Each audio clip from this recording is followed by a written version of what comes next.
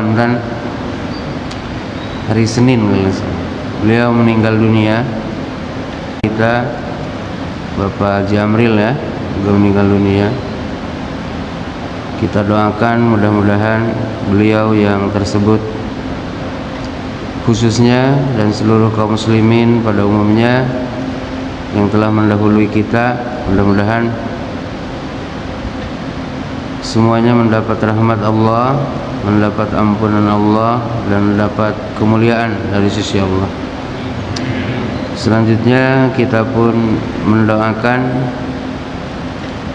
anak dari Bapak Yudi Handoko ya, Muhammad Fahri Saifullah, yang berulang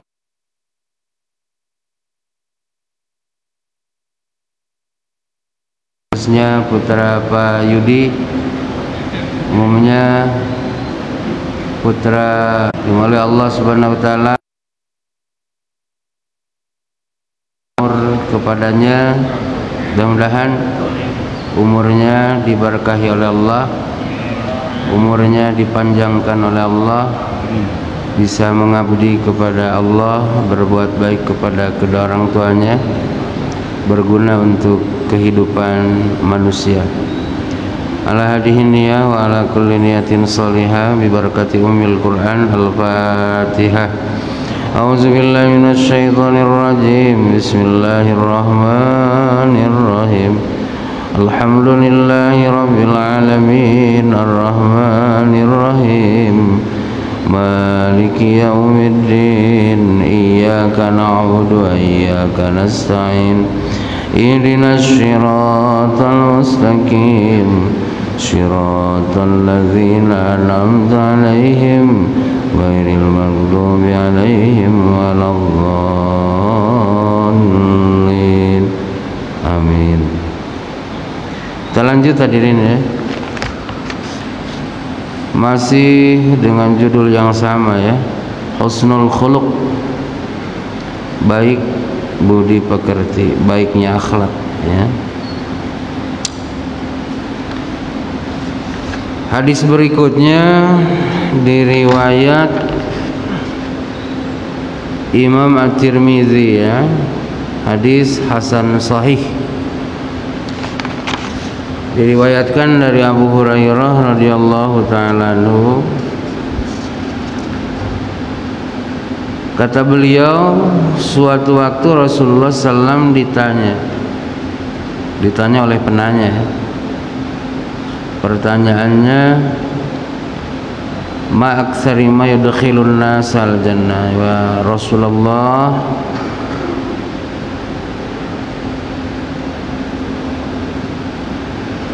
kebanyakan perkara yang bisa memasukkan orang ke surga itu apa?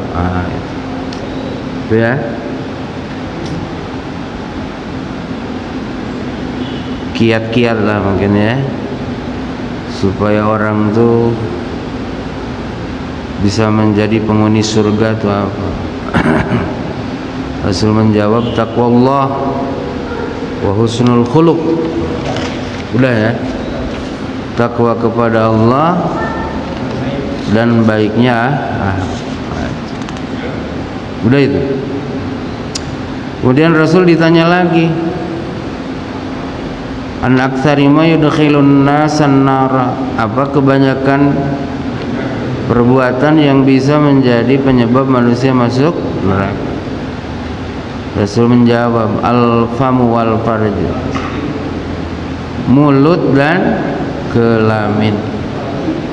Itu ya, baik. Hadis ke-8 berarti masih dari Abu Hurairah, diriwayat At-Tirmidzi juga, hadisnya hasan sahih. Rasulullah sallallahu alaihi wasallam bersabda, akmalul mu'minina imanan ahsanuhum khuluqan. Orang mukmin yang paling sempurna imannya, ahsanuhum khuluqan, adalah orang mukmin yang paling baik akhlaknya. Nah ini nih ulang ya. Akmalul mu'minina imanan ahsanuhum khuluqan. Orang beriman yang paling sempurna imannya adalah orang beriman yang paling baik akhlak. Jadi orang beriman ini beriman kan. Nah, kadar iman ini kan tingkat-tingkat. Jelas kadarnya itu. Nah, orang mukmin yang paling sempurna kadar keimanannya itu adalah orang mukmin yang punya akhlak paling mantap. Nah, itu Rasul tuh puncaknya itu. Ya. Rasul tuh kan sebaik-baik manusia akhlak. Otomatis kan sesempurna-sempurna manusia iman. Jadi iman dan akhlak nih ternyata punya keterkaitan yang sangat luar biasa.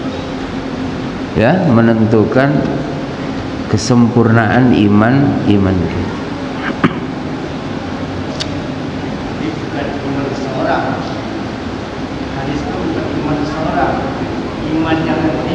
Iyalah, imannya orang yang beriman itu, ya.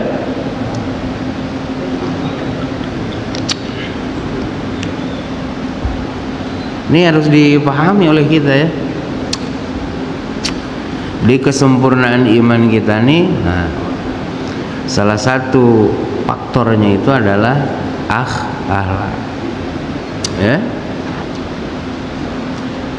Maka di hadis lain, kalau tidak salah pernah sih kita sampaikan di sini, ketika Rasul ditanya apa itu kebaikan, udah ya kemarin, apa kebaikan tuh? Rasul singkat aja, husnul khuluq, yang baik. Kebaikan itu adalah akhlak yang baik. Nah, jadi ke manusia baik, ke Allah baik, ya. Kepada Allah baik, kemarin itu dilambangkan dengan takwa Allah, ya. Pada manusia baik, nah itu diwakili dengan lafaz husnul khuluq, baiknya akhlak.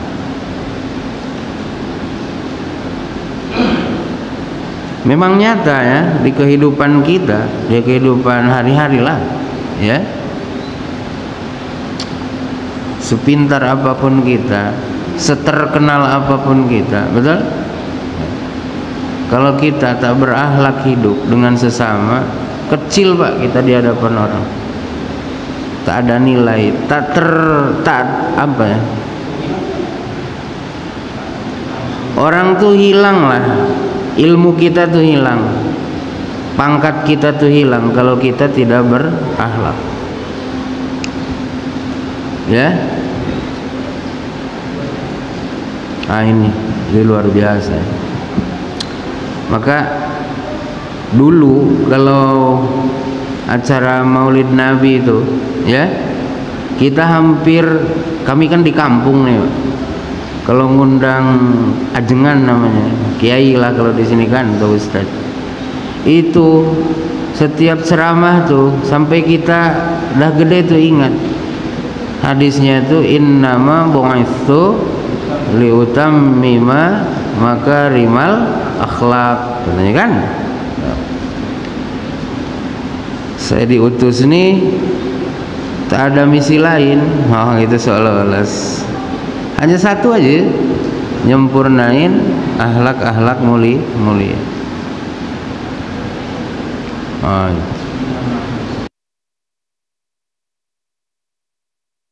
Arah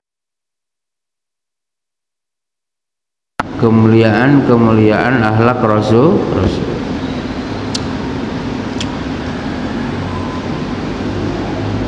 Wa khiyarukum. Ulang. Ini yang kedua nih Ustaz. Wa khiyarukum linisaihim.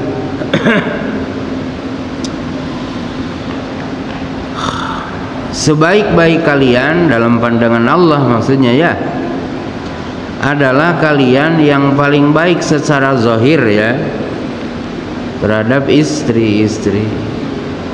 Cemana baik kepada istri ini? Nih, bil basyashah wa talaqatil wajhi wa kaffil adza wa badlin nadza wa sabri 'alal idza.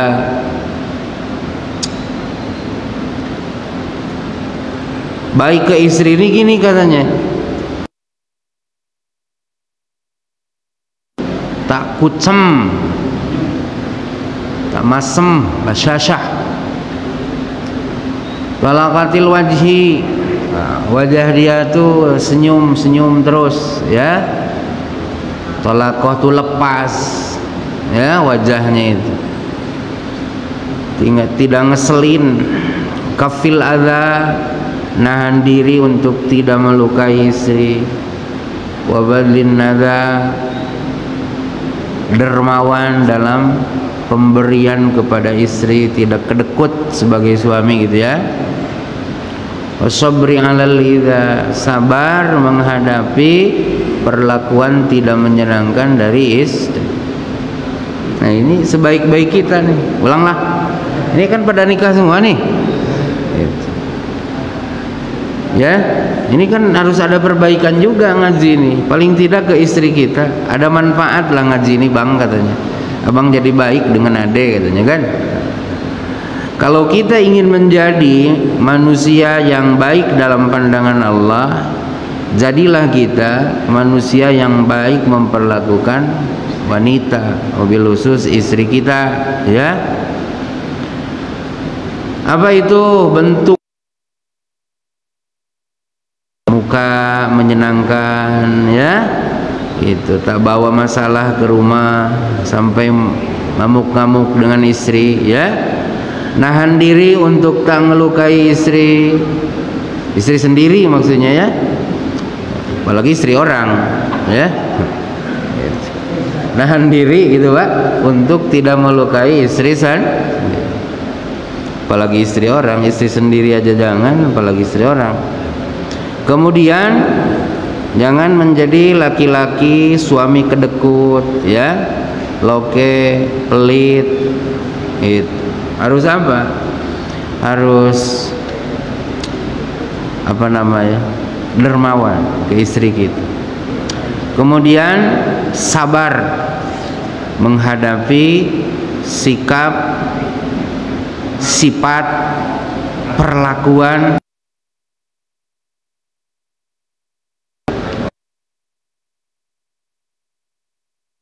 ini penting juga ya. Dalam Quran itu kan disebutkan gitu.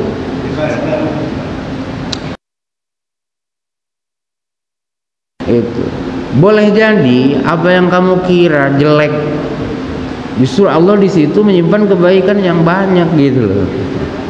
Ya, maka sabar, maafkan mereka. Jangan salah sikit cerai, gitu kan. Salah sikit suruh balik. Jangan, aduh, harus sabar. Jadi jangan pula kita sikap tuh kayak istri juga kan gitu, istri pemarah kita juga pemberang kan gitu, jadi api lah. Harusnya istri bawa api, kita bawa air biar padam kan. Jangan istri bawa api, kita bawa minyak, ya sudahlah menyala. Waktu kemudian betul dihalalkan, tapi tetap statusnya itu halal dengan status abgodul halal. Sebenci perkara halal yang paling dibenci Allah itu adalah tolak. Halal tapi dibenci ya, lucu ya. Maka talak itu jadi pintu emergensi jadinya ya, bukan pintu pilihan langsung gitu loh.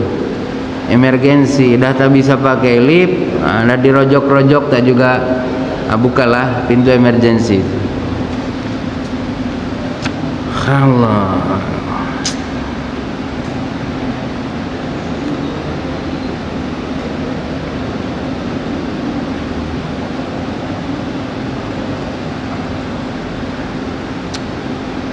Nah lanjutnya, meskipun kita istrinya lebih dari satu, Ustaz, ya, meskipun lebih dari satu, tetap semuanya diperlakukan baik secara zahir, ya. Kalau cinta hati itu tak bisa dibohongi, Pak. Kita lebih senang yang muda misalnya kan, itu tak bisa dielak. Atau kita lebih sayang yang tua misalnya kan, itu bisa direkayasa. Cuman zahir kita, ya, ucapan, raut muka, pemberian, nah itu jangan dibeda-beda, gitu loh. Ini yang dilarang Quran tuh, ketidakadilan macam itu. Kalau ketidakadilan hati kan susah, Pak. Hati itu susah dibagi-bagi, betul lah, gitu. Itu sudah bagi-bagi. Kalau kita memang nengok raut muka, nengok cara bertutur yang tua ini lebih menyenangkan, gitu kan? Mungkin lebih ke situ kita, betul lah, hati ini. Tapi cara perlakuan zahir, ngucap ke istri pertama, ngucap ke istri, andai nih Pak, di antara bapak mungkin ada yang minat seperti itu. Nah, saya kasih tahu, kalau ingin menjadi lelaki terbaik dalam pandangan Allah, perlakukan mereka semua dengan baik, gitu ya, secara zahir. Ya kalau satu seperti kita sekarang, ya kan senang aja Pak, tak perlu membagi hati, betul lah, gitu kan? Cuma satu, mau dibagi sama siapa lagi, kan? Lanjut ya. Selanjutnya di riwayat Abu Dawud nih dari Sayyidah Aisyah radhiyallahu taala anha.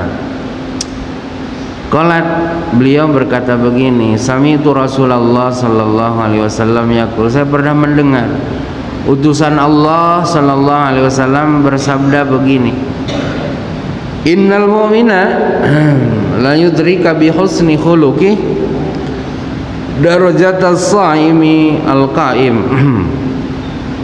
Sesungguhnya orang beriman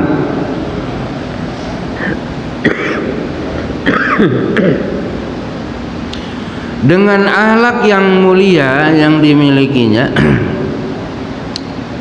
dia bisa menyamai, ya, bahkan melewat, mendahului derajat yang didapat oleh orang mukmin yang siangnya puasa, yang malamnya sholat malam. Paham Pak? Ini si mukmin nih, kalau siang puasa hari-hari Pak, malam bukan melehan, gak pelehan, sholat apa? Tahajud. Ini kan luar biasa nih, puasa pahalanya tak ada yang tahu selain Allah, betul lah. Orang sholat malam itu doanya ijabah karena dia tiap malam munajat dengan Tuhan. Nah, kata baginda Rasulullah di riwayat Sayyidah Aisyah ini, orang kalau miroma gitu sepihak, orang bercakap, kita yang mendebat, itu miro namanya. Kalau jidal mah memang janjian, yuk, gitu, adu ilmu, itu jidal namanya. Rasulullah SAW menjamin umatnya akan menjadi penghuni, menikmati terasnya surga. Kujamin dia ada di situ nanti. Kalau di dunianya dia sanggup meninggalkan mira, debat, meskipun dia benar, Jadi debat tuh Pak bukan untuk tunduk, debat tuh pengen ngalahin orang yang bercakap. Beda dengan bertanya, klarifikasi mana yang benar. Kalau debat tuh memang diniatkan bagaimana supaya dia kalah, gitu debat. Meskipun kemudiannya dia yang mendebat tuh dia yang menang, yang benar, nah, tetap Rasul tak suka. Ya, kalau sanggup kita tak lakukan itu, kujamin kata Rasulullah, paling tidak dia tinggal nanti di emperan surga. Paham Pak ya? Oke. Selanjutnya aku menjamin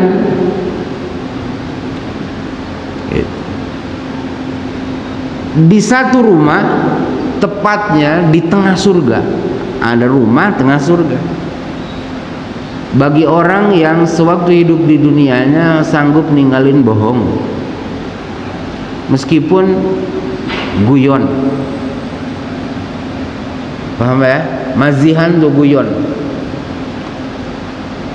zaim tuh dhamin, menjamin ya. Rasul ngejamin kalau kita waktu hidup sekarang nih tak ada buat bohong, ku jamin dia akan dapat rumah di tengah-tengah surga, bibaitin fi wasatil, dan meskipun bohong tuh terjadi dalam forum guyon. Jadi jangan guyon pun bohong. Demi ketawa orang kita buat rekayasa cakap, cerita kan, itu kan bohong loh.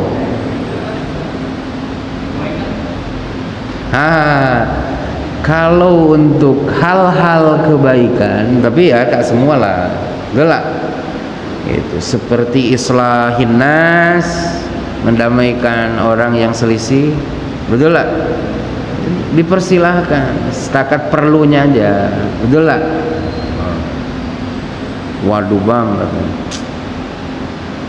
luar biasa katanya, keluarga abang tuh nyambutnya, bilang abang luar biasa, menantu yang baik katanya kan. Gitu. Nah itu ketika kita cakap dengan kawan kita nih, kita bilanglah dengan mertua dia, waduh bapak bahagialah pak, punya menantu kayak abang, luar biasa. Oh gitu kan, cakap tentang bapak gini, di luar biasa menjaga nama baik keluarga bapak, betul lah. Kan akhirnya apa? Oh ternyata mereka bisanya, paham apa? Berkat apa? Bohong yang kita rekayasa. Itu kecuali bang ya. Kemudian yang kedua, bohong demi menyelamatkan nyawa orang. Coba, ada orang kelahi, wow, yang satu ini kalah, lari dia, oh gitu kan, lari dia, masuk rumah kita. Ada orang bawa parang, bang, nengok tak si anu ada. Tadi, padahal kita tahu dia sembunyi dapur kan. Betul bang, serius kata kita. Mungkin itu yang lari ke bawah tadi ku dengar dia, hahaha. Wah itulah mungkin lari dia ke bawah. Itu bang, jangan jujur di situ. Ngapa anakku bunuh? Kata kita di dapur tuh, bahaya pak. Nyawa orang harus kita selamatkan. Bohong tuh kan. Jadi bohong ini luar biasa ya. Bohong itu luar biasa. Maka ciri munafik, hadisnya sahih ya, di Bukhari kalau tidak salah, ayatul munafik salas katanya kan. Ciri orang munafik itu 3. Kalau itu ada 3 tanya di kita, itu berarti kita dapat gelaran munafik. Atau salah satunya ya. Apa itu? Idza haddatsa kadzab, wa idza wa'ada akhlaf, wa idza tu'mina khan. Bila cakap bohong, bila janji dia ingkari, bila diberi amanah dia khianat ya. Itulah itu. Jadi tak usah nanya orang, kan semuanya kita yang tahu tuh. Cakap kita yes or no nya itu kan kita tahu hati nilai. Bohong aku nih. Kan? Oh berarti dah keluar tuh ekor munafik kita kan. Nah, keluar sedikit. Janji ingkar juga kita. Nambah lagi ekor munafik kita. Betul lah. Kalau Sayyidina Umar ngebahasakannya tuh berekor munafik. Rasul itu kan punya spionase itu yang tahu rahasia-rahasia. Namanya sahabat Hudzaifah Al-Yamani kan. Sayyidina Umar pernah nanya dengan Hudzaifah. Tahu lah Sayyidina Umar ini. Makanya orang-orang munafik di Madinah itu Hudzaifah tuh ngerti gitu. Sahabat itu. Sayyidina Umar pernah nanya, Hudzaifah, kamu kan sirrul Rasul. Tolonglah tengok, apakah ekor kemunafikan saya ini dah panjang belum? Ekor kemunafikan saya ini dah panjang belum? Jadi Sayyidina Umar mungkin gitulah, nasbeh, orang munafik ini kayak monyet gitu kan, berekor. Bedanya kita dengan monyet apa? Monyet punya ekor, nah gitu. Tuh. Ekor munafik saya dah panjang belum? Mungkin ekor munafik kita makin panjang kalau 3 kriteria tadi ada kan, cakap bohong, janji kita ingkar sendiri, dikasih amanah kita hianat. Adalah itu. Itu kalau orang bilang munafik itu tak usah ngamuk. Betul lah? Iya juga ya. Orang tahu dari mana ya tahu aku bohong ya kan? Betul lah? Tak usah ngamuk. Kalau memang kriteria yang 3 itu ada, kita akui ya. Tapi jangan sembarang nuduh munafik sama orang, Pak. Ya, itu kita jangan sembarang nuduh munafik sama orang. Itu. Cuman kalau orang nuduh kita munafik, Bapak mikir, tak usah marah dulu, mikir dulu. Iya ya. Si Rustam bilang katanya, ciri munafik itu cakap bohong, janji diingkari sendiri, dikasih amanah dihianati, ada semua. Iyalah mungkin aku munafik. Tinggal istighfar. Betul lah? Astagfirullah. Betul lah? Hatta guyon pun kata Rasul tak boleh bohong. Guyon pun tak boleh bohong. Pernah katanya, itu cerita Zainuddin MZ, cuman saya kalau nengok dalam kitabnya belum ya. Almarhum Allahumma gfir lahu warhamhu. Dalam ceramahnya beliau kan nyampaikan, Rasul tuh katanya pernah ketemu nenek-nenek kan. Rasul doain saya menjadi penghuni surga gitu kan. Kata Rasulullah tuh tak ada nenek-nenek di surga itu. Pergi Rasul kan, nangis depan Siti Aisyah tuh katanya. Rasul kenapa katanya, ini nenek-nenek nangis. Nenek kenapa nangis? Katanya tak ada nenek di surga. Iya, nenek ini masuk surga, cuman balik lagi perahu. Kan tak ada kebohongan. Betul lah? Semua balik lagi kita, Pak. Meskipun kita misalnya ninggal dah umur 70, dah keriput, dah tak bisa jalan, balik ke akhirat jadi penghuni surga. Oh, itu Pak, keker lagi kita. Betul lah? Keker lagi. Ya? Penyakit-penyakit kita hilang, darah tinggi kita normal nanti itu. Betul lah?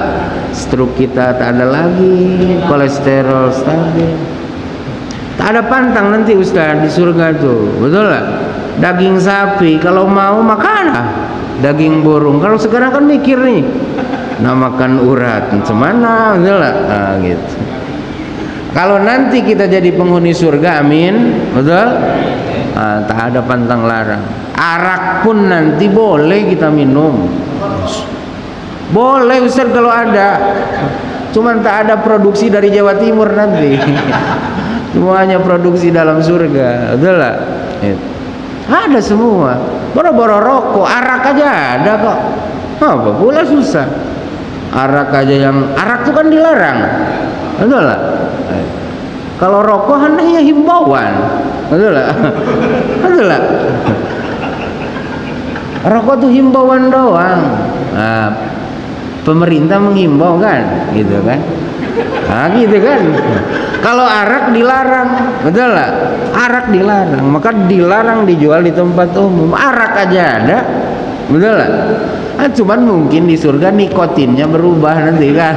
Gitu. Kalau di surat apa Al-Waqiah kan, arak tuh tak memabukkan lagi jadinya, gitu Pak? Narkoba. Ah gitu Pak ya. Pokoknya di surga tuh gitulah, kenikmatannya, keindahannya, kemerduannya, mala ainun ra'at wala udhunun sami'at wala khatar ala qalbin bashar. ya, keindahannya tak pernah dilihat mata, ya, kemerduannya belum pernah telinga dengar, betul lah. Bahkan andai berimajinasi kita punya hati, bukanlah itu surga, lebih dari apa yang kamu bayang. Nah gitu. Jadi cerita-cerita surga dalam Al-Quran, dalam Sunnah itu untuk pendekatan saja, sesuai dengan apa yang biasa kita lihat di alam raya ini, gitu. Ya, itu seperti baginda Rasulullah melukiskan tentang Sidratul Muntaha itu kan daunnya kayak daun anu katanya. Bukan artinya daunnya segede daun itu, gitu. Ya, bentuknya gitulah supaya kita kan bisa ngebayangin. Ngebayang tuh kan mengkiaskan apa yang pernah dilihat dengan yang diceritakan. Kayak apa sih laut hitam tuh, Ustaz? Ustaz jawab, laut hitam tuh kayak penyengat gitu. Cuman kata Ustaz kan, akhirnya hitam loh Pak Ustaz, katanya gitu kan. Tuh kan jadinya ngebayang penyengat terus oh gitu. Gitu, Pak. Kayak di surat apa Al-King ayat itu kan katanya kita kalau ke surga tuh nanti akan mendapatkan pisang yang bersusun, betul lah, pelayan yang berkeliling yang muda terus, gitu kan. Jangan Bapak ngebayanginnya kayak di hotel gitu kan. Oh gitu, mungkin kayak gini cakepnya lebih, gitu kan, ramahnya kayak gitu lebih, gitu. Bukan yang kamu lihat itu, lebih dari apa yang kamu lihat. Kemerduannya kayak Celine Dion lebih, oh gitu kan. Wah, semua pokoknya apa yang pernah kita dengar, bukan itu, lebih dari apa yang kita rasa. Nah lanjut ya. Wa bi baitin fi 'alal jannah, dan Rasul menjamin ya umat beliau akan mendapatkan rumah di surga paling tinggi. Tapi spesial kalau umat beliau tuh hasanah khuluqah, dia mempercantik akhlaknya. Jadi kalau dia cantik akhlak, Rasul jamin rumahnya di surga itu rumah paling elit. Oh gitulah, a'lal jannah. Bi baitin fi 'alal jannah. Dia dapat tila di surga paling elit, gitu. Kalau kita akhlaknya mulia, akhlaknya bagus. Paham ya? Oh berarti berakhlak mulia ini harus jadi prioritas. Di samping ilmu ya, di samping ilmu, akhlak mulia ini harus jadi prioritas juga, ya. Allahu Akbar. Tetangga lah yang paling bisa menilai kita. Terkenal kita di tempat lain, tapi tangga kita bilang, siapa yang kau puji-puji itu? Pak Amir. Cakap aja tuh. Oh itu kan, mana di katanya, aku sakit mana ada nengok, kata dia kan, kami pinjam mana ada ngasih, bahkan kata dia kotoran rumahnya tuh jatuh di halaman rumah aku. Awak katanya tertipu. Paham enggak? Hancur Pak dengan akhlak. Padahal kita memukau orang Pak, betul lah. Sekali ketahuan akhlak kita jelek, hancur reputasi kita. Padahal ilmu kita selangit. Paham Pak ya? Nauzubillah ya min. Wah itu, naudzubillah ya, mudah-mudahan lah ya Allah bantu kita bisa berakhlak mulia ya. Allah. Lanjut. Habis Ustaz. Masih ada? 1 menit lagi. 3 menit ya. Tak selesai juga jadinya Ustaz. Dari Jabir bin Abdullah radhiyallahu ta'ala anhu, ini diriwayat Imam At-Tirmidzi, baginda Rasul sallallahu alaihi wasallam bersabda, inna min ahabbikum ilayya wa aqrabikum minni majlisan yaumil qiyamah ahasinukum akhlaqan. Yang paling saya cintai dari kalian, yang paling dekat tempat duduknya di antara kalian dengan saya di hari kiamat nanti adalah kalian yang saat di dunianya paling baik akhlak. Paham ya? paling baik kita punya akhlak, itu jamin kata Rasul, dekatlah tempat dudukmu denganku nanti, gitu. Mudah-mudahan ya ada manfaatnya. Ustaz mohon maaf nih, kita selesai lagi ya, insyaallah lah pekan depan ya kita selesaikan tentang husnul khuluq. Mudah-mudahan Allah bantu kita untuk bisa berakhlak mulia, amin ya rabbal alamin. Subhanakallahumma wa bihamdika asyhadu an la ilaha illa anta astaghfiruka wa atubu ilaika. Assalamualaikum warahmatullahi wabarakatuh.